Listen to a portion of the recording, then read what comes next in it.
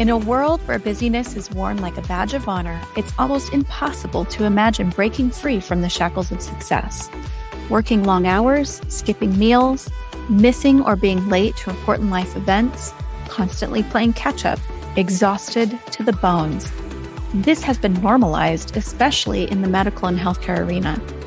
Practice owners are fleeing to corporate practices or leaving medicine altogether in hopes of recapturing their time and energy. But you are here for a reason, and you've been searching for answers. Welcome to Thriving Practice. I'm your host, Tracy Cherpesky. I'm an executive coach and consultant and time leadership expert. I'm mom to two amazing teenagers and a menagerie of adopted furry family members. I am on a mission to help practice owners take back at least one day per week for the rest of their careers so they can focus on healing their patients and falling back in love with their practice. Together we learn, connect with like-minded practice owners and medical business experts, and expand your connection to an international community of peers. In each episode, we discuss the business of medicine and healthcare, how to avoid the pitfalls of success, and how to improve the bottom line, paving the way to exquisite fulfillment in your career and life. Join us each week to learn how you can grow your practice while focusing on what you love most. You'll want to take notes. So let's go. Hi, everyone. Thanks for tuning in today for a new episode of Thriving Practice, the business podcast for medical and healthcare practices, where we help provider owners grow their business and take back their time. Coming at you today, a little hoarse, recovering from the coronavirus. So I want to share with you that in today's episode, I'm speaking with the wise and very interesting Hannah Smolinski of Clara CFO Group, a virtual CFO agency providing small businesses with financial clarity and profit maximization strategies. Hannah shares her best tips on how to grow and scale into 7 figures and beyond with strategic financial leadership and using money as a tool for growth. We also talked about preserving the owner's energy and decreasing the opportunity costs associated with owners doing all the things in their business. This part was music to my ears. I'm sure you can understand. You will not want to miss when we talk about zones of genius and what that means for business owners, particularly with respect to reducing fatigue and increasing the psychic benefits, that's an economic term, of removing and delegating what doesn't belong on the owner's plate. Hannah stressed multiple times the importance of getting crystal clear about what you really want to achieve in the next 3 to 5 years, being incredibly intentional while implementing strategies and changes to achieve your goals. I love how she breaks down how she and her team ask not only what their clients' goals are, but also what they're willing to do to achieve their goals. Her parting wisdom is, don't let finances and numbers intimidate you. It's really about doing 3rd grade math, which is addition, subtraction, multiplication, and division. So it doesn't have to be scary. Remember that your numbers tell a story, so you can get a lot of valuable information by knowing your numbers. And when you're ready to work with a strategic finance specialist, make sure you find a partner you can trust and feel comfortable asking all the questions, because there are no dumb questions in finance. I really enjoyed our conversation and could have talked about the importance of strategic finance with her for hours. I am sure you'll learn a lot from this episode, so you know what to do. Grab a beverage or a snack and settle in to listen to Hannah and her incredible wisdom. Hannah, thank you so much for coming on the show today. It's great to have you here. Thank you so much for having me. I'm really excited to chat today. Me too. Well, before we dive in, I'd love to share with our listeners where you're located. Sure. Yeah, I'm in the U.S., close to Seattle, Washington, but just north of that in a little town called Edmonds. And it's lovely up here. My mom grew up in Edmonds. Oh, yes. It's wonderful. In Bothell, if you know okay. Bothell. Yeah, yep. Absolutely. Awesome. Oh my gosh, what a small world. Yeah. So beautiful. Lovely. Edmonds is gorgeous. Oh, I didn't know that. That's wonderful. Well, I'm thrilled to have you on the show. I think what you do is really interesting. I think it's going to be very high value for our listeners to learn from you. and to learn about what you do. So let's just go in that way. Tell us about your company and what you do. Sure. Yeah. So I am a CPA, but I actually run a fractional CFO agency. So we provide CFO services for small businesses that are at a place where they need some strategic financial leadership, but they're not at a place where they need to have that full-time on staff or even half-time on staff or anything like that, where, they might have a bookkeeper that they work with, maybe a CPA occasionally, but they find that there's a gap in when they are really trying to make important financial decisions. They kind of are at a place where maybe they don't know where to go and they are not getting the advice that they need from their existing accounting professionals that they have in their lives. So we find that this really happens with small businesses that are, as they're growing and scaling, maybe they're at a couple $100,000 in annual revenue, but as they scale into the millions, they start to feel that type of pressure and they start to look for strategic financial leadership. And that's what we provide to these small businesses. I love that this exists. I know that this exists, but I love hearing about it because as I see it with my clients, sometimes like they get excited about some of their ideas and they want to do something, but then they'll come to me and say, I actually don't know what I'm doing. And my recommendation is always to talk with someone about financial strategy, right? So how do you implement strategic financial decisions? How do you get clear about what makes sense, what's doable timing wise? So I would imagine that you provide all of these insights. Yeah. I mean, a lot of what we do with clients is really about trying to forecast and predict what's going to happen in the future from a financial perspective. So, we might know, how much income we can sort of expect based on what is happening in the business, based on trends that have been happening, based on the relationships we have. We might know, like, if we hire another employee, that employee might have a certain amount of capacity that we can, bill a certain amount of clients in that capacity. So we try to look at the financials and break them down from, what are we doing and how can we try to predict what's happening in the future? And then factor in the variables, which is, hey, what happens if we buy this piece of equipment? Or maybe we need to go and do a training that's very, very expensive. And maybe we need to plan for that. How do we afford it? Or maybe there's hiring decisions that need to be made or firing decisions that need to be made and looking at the financial impacts of that. So kind of all of that stuff, we really try to put it all into like concrete numbers so that we can say, at the end of the day, is this going to get you to where you want to be financially? And finances is like a big part of any small business and the ownership of the small business, because we want people to own a small business that is working for them and not them feeling like they're having to work for the business all the time and that the business is actually taking away from their personal life. So we want the businesses to be profitable and we want them to be able to be another tool in the business owner's toolbox to help them achieve their goals, whether they be business goals or personal goals. That's music to my ears.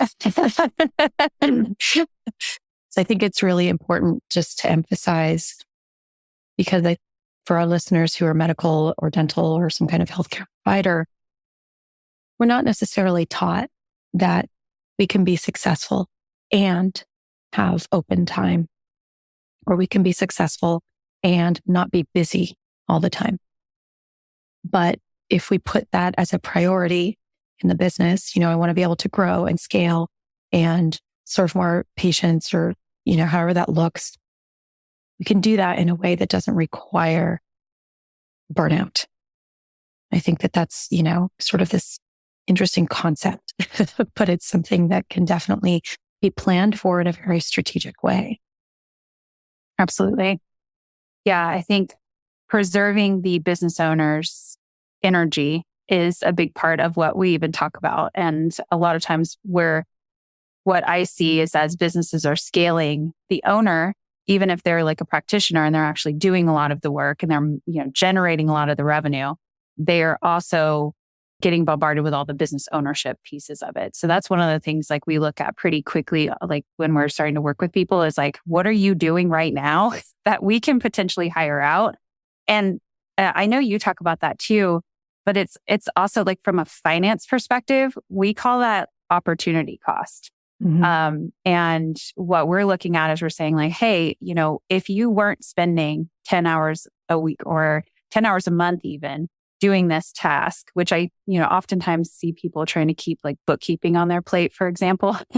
That's like a really low hanging fruit thing. But, if you could hire that out for $400, $500, even $1,000 a month, if your bookkeeping is more complicated, if you could hire that out, what would that give you back? And that, could give you back more time to see, patients, or it could give you back a little bit of freedom even, because maybe it's more worth it for you to have a full day where you're not doing bookkeeping versus just paying somebody else to do it for you, and that's kind of where we get into that finance piece of it, but it also aligns with, where does the business owner, like what are the goals of the business owner at the end of the day? And that's what we're trying to do, is give people the freedom to use their money as tools to ultimately get to where they want to be. I love that. I'm not sure that everybody has that mindset when they go into business, recognizing, we hear sort of let your money work for you, blah, blah, blah, but we don't really know what that means. Mm-hmm. So I love that you said, you can use your money as a tool. So what would that look like? So let's go back to the example of doing their own bookkeeping. Because I like to think, like when I talk to my clients and I say, just for, the purposes of having round numbers, let's say that your billable time is $200 an hour. And if you broke down how much you pay bookkeeping, let's say that's like 20 or 25 or something like that. Yeah. You're leaving some money on the table there. Right. And the opportunity cost is the difference between those two. Right. Yeah. So there's a lot of, not to mention time and mental energy and all of that, doing something that's not in their zone of genius. Right. Their wheelhouse necessarily.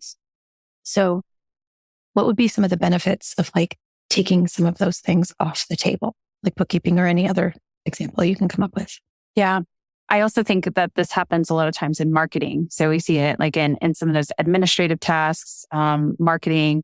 I'm sure there's probably a lot of other things that people are doing. We could probably rattle off a bunch of things right now, but I think staying in the zone of genius is really important. It also helps just reduce fatigue, because if you're in your zone of genius, you're doing things that are actually giving you energy typically. And so if you're in a place where that zone of genius, quote unquote, time is also making the most money and you're getting the most energy from it, you're going to be more satisfied with what you're doing. It's just that's going to be just the natural outcome of that. So if you could, maybe you're spending 5 hours a week working on marketing. If that's the case, maybe you could reduce that down to, what is actually your unique add to the marketing. And maybe that's only 30 minutes, an hour of your time.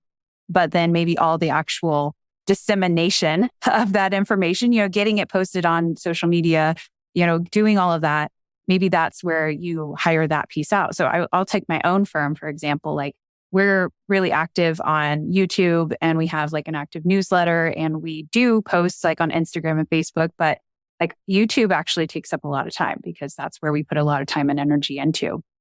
So I used to do everything, the thumbnail, the description writing, everything, the email, and then posting it on, Facebook, posting it on LinkedIn, posting it all over. And I brought in a marketing person we're at a pretty low wage for it, but very good for her, low for me. Like, I can charge way more than what I'm paying her. So, and that part was also very frustrating for me, is like getting everything on all the stuff, and the creative part of actually creating a thumbnail is certainly not my strength. So getting all of that onto her plate, she's super happy because she feels like she knows what she needs to do and it gets done. And it doesn't get pushed off of my plate because I don't want to do it, because it's not where I have a lot of energy. So it makes tons of sense to bring on time. And that's a part-time position too. That's not like I need to go and hire a full-time marketing person either. So there's a lot of labor force out there that's really willing to work at a, part-time basis that can come in and just take a load off of your plate. And I have never really seen that not go well for business owners unless they're just completely not managing an employee whatsoever and giving no direction. So I typically see that like that's going to be a good move in the long run. Yeah. And I think about too, like in economics, it's called like psychic benefits, like the things that we get back. And I think about how valuable our time and energy are, energy especially. And it's something, we can't always lead with it because it's not very marketable. But, what happens when we get to spend more time or more concentrated time doing the things that we love, that we're best at, that also make more money? It's easier to monetize things that we love doing and that are in our zone of genius. So that is sometimes hard to draw a direct line to the finances, but it always comes back and improves the bottom line. I have never, ever worked with a client who lost money by saving time. Yeah. Ever. Mm-hmm. Even outsourcing and, increasing their expenditure in some way. They were able to offset that in many different ways. Yeah. I think sometimes like if it's intentional and you know exactly what you want to invest in, that's the important part. Sometimes I see people throwing spaghetti at the wall and just thinking like, hey, well, maybe I'll pay like a consultant to do this for me and that for me and that for me. But they're never coming back and actually looking at the return on investment of that expense. So, if you hired somebody to do PR for you, for example, is that actually moving the needle forward in your practice? Did that produce what you were hoping it to produce? So sometimes people offload and they, say, hey, I'm just going to hire this consultant to kind of take care of my marketing, which is, a good step. Do that, but also make sure that you're testing it, and actually going, 3 months down the road, what is that doing for me? And that's the financial piece. That's like, what impact did that expense make? And if you can figure out, was that worthwhile? You can also decide, I want to double down into it. Maybe it's a place where we actually, throw more money into SEO, or we, do more blog posts because those blog posts are really getting like a lot of traction for us. Always you need to go back and measure to anything that you make a decision on. And I think investing in labor is super important, but then also monitoring it on the other side. Right. Yeah. It's kind of like the difference between bringing someone in to achieve a particular outcome or trying to make the outcome their responsibility. And I think that there's a difference between the two, because I think at the beginning, middle, and end of the day, as the founder and the owner of business, all of the outcomes really are reliant upon the ecosystem working, but they really have to come back to the founder, to the owner. Yes, people need to get things done, but if we outsource outcomes, especially if we don't know how to give direction, which I find happens sometimes with my clients, they're like, I just want to show up and do my work. Like, me too. So here's the thing. Anybody who works for you needs to understand, very, very clearly your mission, your vision, the objectives you're trying to achieve and the outcomes that you want. And then they need to know the expectations around how to achieve that, even if they're the ones with the expertise in that particular area. So I think, just randomly hiring somebody and handing it all over and washing your hands of it is a terrible idea. It won't get you very far, I think, is what will, and then you'll be really upset with whoever you've hired. I think that's the other thing that I see, is I see this a lot in the businesses that I work with that are operating pretty virtually. So maybe this wouldn't apply super directly to a lot of the people who are listening to this podcast, but maybe if you own a practice and you might outsource maybe a virtual assistant or something, thinking, I'm overloaded, I need some time. Everybody's talking about virtual assistant. Let me get one of those. And maybe that will help. I've had people just think, well, that virtual assistant should figure out how to help me. And that's not what virtual assistants do. Virtual assistants, you give them tasks and they can go and do them. And I would say, make sure you need to know what tasks you want to hand off to a virtual assistant. Otherwise, they don't know you well enough to know how to help you. And, they might be able to say, hey, I've done this for past clients. I've organized your email. I've responded, created auto response, whatever.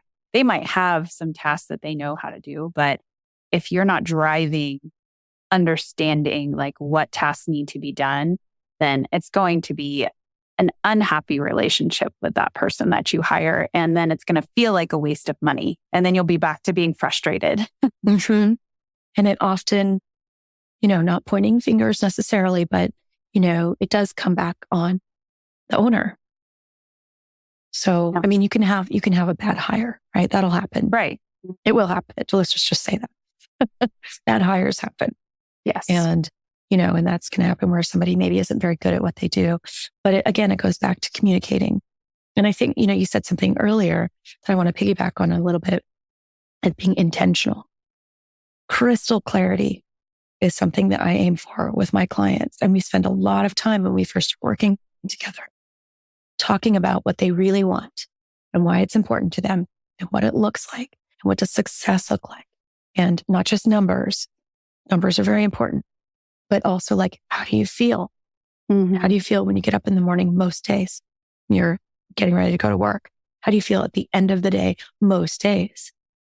Do you eat lunch? That's the question do you have a lunch break? Yes. But that intent, that being super intentional and really clear helps with hiring. Really helps with hiring. I mean, I've learned that in my own experience. Just I've had, mediocre outcomes when I've not been clear. Absolutely. Yeah. I read that book, Vivid Vision. Did you read that? Cameron Harold. Cameron Harold. It describes like the idea of like walking into your life 3 years from now. What do you and walking into your business, like what do you see? Both from like a qualitative, but mostly from a qualitative perspective, like where you're like, how do you feel walking through your business? What do you see? Who are you talking to? What is the newspaper saying about you? What are your peers saying about you? Kind of like this whole thing of like, kind of embody where you will be in 3 years. And I found that to be a really helpful practice of just like, and it helped me realize like, I didn't want to be a solo practitioner. Like I wanted to have people who worked with me. I wanted to team with people around me.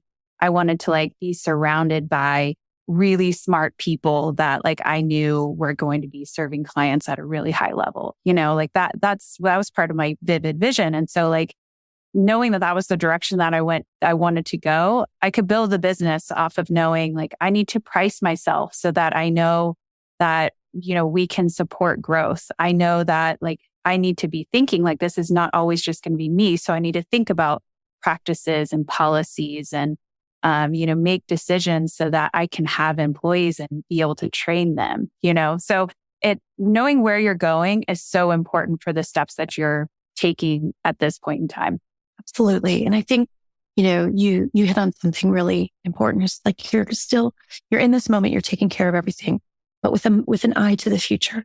So one of the things that I think becomes really challenging for practice owners is when it's time to scale. There's growth and then there's scale. And it's usually somewhere between like 750 and 1.5 million in revenues, where the business demands an up-leveling. Mm-hmm. And it becomes its own entity. It's no longer an extension of you. It's now, and this is a good thing, it's now, I don't know what the comparison would be, a teenager with a driver's license, capable of a lot, still needing direction.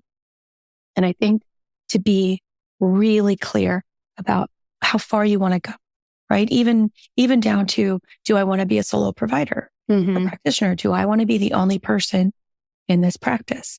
I helped one of my clients do that a few years ago, and it was really interesting to see how important that partnership was going to be if they were going to add other providers. And ultimately, it came down to figuring out what that business would look like in 3 to 5 years with other providers. And is there still just one person in charge, or is it a partnership where they're co-owning, or like, what does that look like? And I think that's a really important piece of the puzzle for scale, because if we don't take care of our problems, we scale them. Yes. And we do not want to amplify our problems.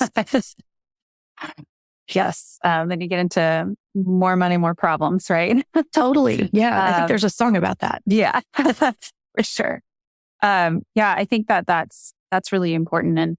And and aligning really practically, like, what are your goals with, like, what are you willing to do to achieve those goals? So like, if you say, I mean, people can come to me and I always ask them when they first start working with us, like, where do you see yourself in 5 years? Like, where do you want the business to be?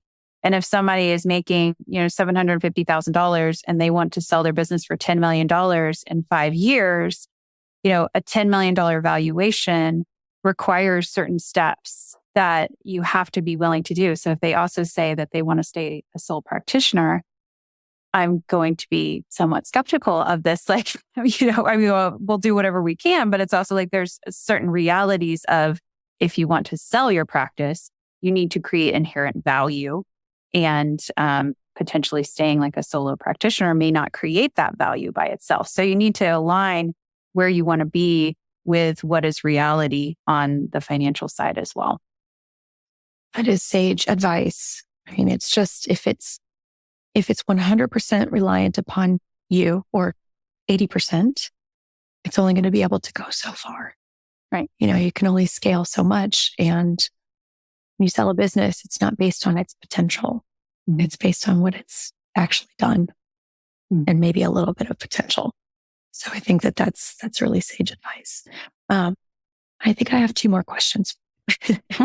The first is, I think this is really interesting information, and I think that our listeners might want to dive in and learn a little bit more. So where should they go to learn more about you and what you do? Yeah. So you can go to my website, which is claracfo.com. And we have some resources on there. You can check out CFO services if that's interesting, or we have blog posts. We also have a lot of financial resources that are things like spreadsheets and tools that can help, or workshops there as well. And then we also have our YouTube channel, which is, I think, just about 40,000 subscribers at this point. We are doing a lot of videos that are kind of just educating on things that small business owners need to understand about their finances. We talk about profit a lot on there. We talk about just complexities of even like offering health benefits to employees. Like, maybe you've never done that before. What are some good steps that you could be taking to learn about that process before you dive into it? What are your options? And then planning for hiring costs and things like that. A lot of that is on the YouTube channel. So there's a lot of free educational resources there. Well, we'll make sure that there are clickable links in the show notes so that everybody can go and check that out. Well, my final question for you is, what would be a piece of parting wisdom that you want every business owner to know? I think the biggest thing is to not let finances and accounting and your numbers intimidate you in any way. I know sometimes people shy away from it because it feels like a foreign language almost, or maybe it feels uncomfortable, or maybe their own like money mindset. Maybe it's just brings up too much worry or concern. But I try to always tell people, like, accounting is 3rd grade math, and anybody who owns a business can absolutely do 3rd grade math. We're talking about addition, subtraction, multiplication, and division here. That's about as complicated as it gets. And so, like, thinking that it's just numbers, but they tell a story, and that story is very, very important because it can point out maybe where you can make improvements, where you might be wasting energy and time. It can point out like where you might want to double down and invest in other things. I mean, it can point out so much to you. So like, getting familiar with your numbers is like one of the best things you can do as a business owner. And I just would encourage anybody to take a step if they're not comfortable, to take a step in that direction. If it's just, doing a little bit of learning, hiring somebody that will make you feel comfortable to explain it to you. A lot of CPAs have a bad reputation of talking down to people, which is a really, really sad reality. And I know that I've talked to people where they feel like it's not a safe place to ask questions. So find a partner, find somebody that you really trust and that you can talk through things with, and you can ask questions. And there are no stupid questions when it comes to finances. So just like, get curious and learn your numbers. Well, thank you so much for coming on. I really enjoyed our conversation. I feel like we could talk for a really long time. Maybe another time. Yeah, I would love to. I could talk about this stuff all day. So, and I thank you for having me on. And I just, I want everybody to be in a place where their numbers are, it's something that's exciting to them because it opens up a lot of opportunity. For sure. Well, thanks again for coming on. Thank you. I hope you enjoyed this episode of Thriving Practice. I appreciate you coming here week after week, dear listener, to listen and learn how to elevate your leadership, grow your practice, and to think and act like the high-impact CEO provider that you're meant to be. I have one request of you. If you've benefited from this show, go to Apple Podcasts and leave us a 5-star review with your thoughts on the show. Your feedback and review help us get in front of other amazing practice owners just like you. Thank you again for listening, and until next time.